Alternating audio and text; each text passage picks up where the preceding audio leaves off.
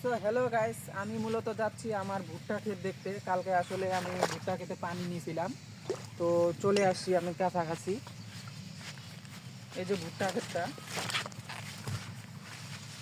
কালকে রাতে পানি নেওয়া হয়েছে। আসলে বিকাল দিকে গিয়েছিলাম, সিরিয়াল পায় নাই, তো সন্ধ্যাবেলা নিলাম, কিন্তু পানিটা এমন ওভারডোজ হয়ে গেছে, শুকায় নাই এখনও।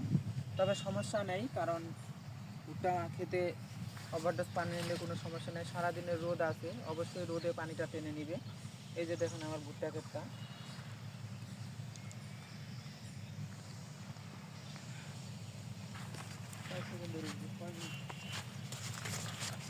কেবল 42।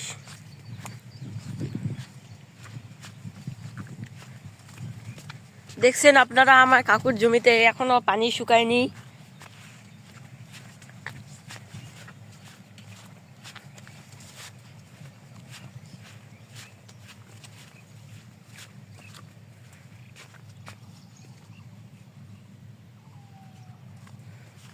তো এটা হচ্ছে আমার ভুট্টা ক্ষেত।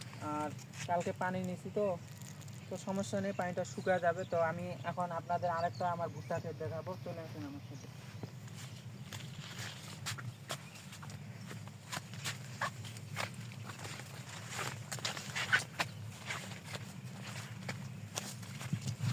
আর এটা হচ্ছে আমাদের দ্বীপ। এই যে এখান থেকে বরেন্দ্র দ্বীপ, এখান থেকে আমরা পানি নিই।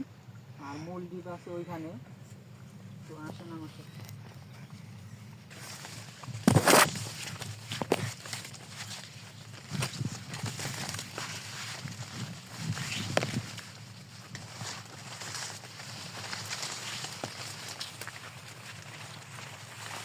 ঠিক।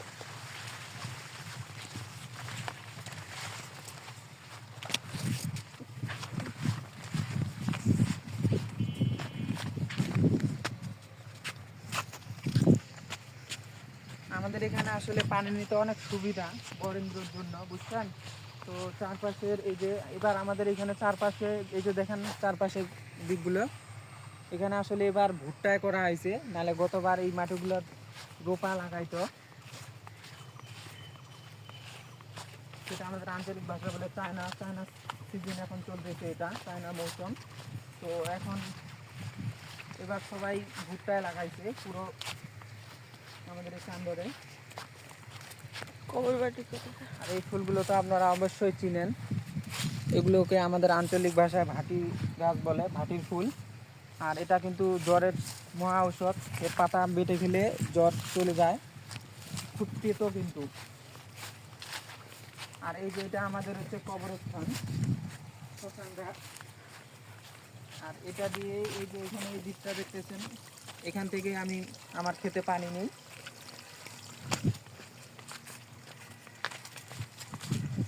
আর এইখানে আমার আমার জেঠিমা, জেঠু এবং আমার বাবা এবং আমার দাদু দিদাকে রাখা হয়েছে।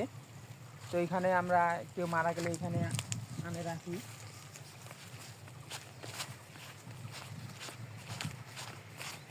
তো আপনারা অবশ্যই আমার চ্যানেলটাকে সাবস্ক্রাইব করে দিবেন, লাইক কমেন্ট শেয়ার করে দিবেন।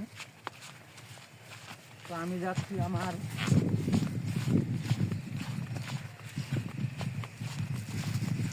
ভুট্টাকে দেখতে।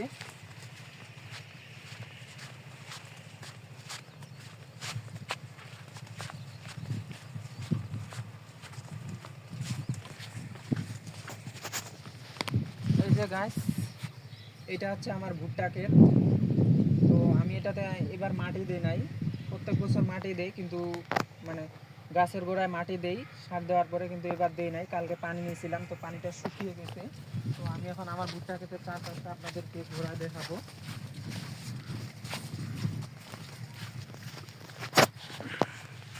এখানেও বিভিন্ন জায়গায় এই যে পানি লাগে আছে, কিন্তু সমস্যা নেই, আজকে যেমন রোদ দিচ্ছে পানিটা শুষে নিবে। আর আমার এবার ভুট্টা ক্ষেতটা খুব পাতলা হয়েছে, মানে যখন রোপণ করি তখন পাতলাভাবেই রোপণ করা হয়েছে, কিন্তু সমস্যা নেই। মানে যখন বপন করি ভুট্টা বীজটা পাতলাভাবেই করা হয়েছে, তো সমস্যা নেই। গাছগুলো মোটামুটি বেড়ে উঠতেছে। তো কালকে পানি এবং সার দিয়েছি, সমস্যা নেই, তো বেড়ে উঠবে।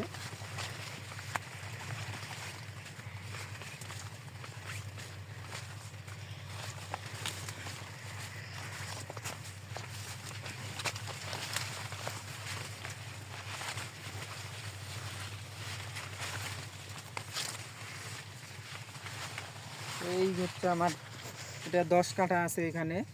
এটা হচ্ছে আমার ভুট্টা ক্ষেত। তো ক্ষেতটা কেমন হয়েছে অবশ্যই একটু কমেন্টে জানাবেন।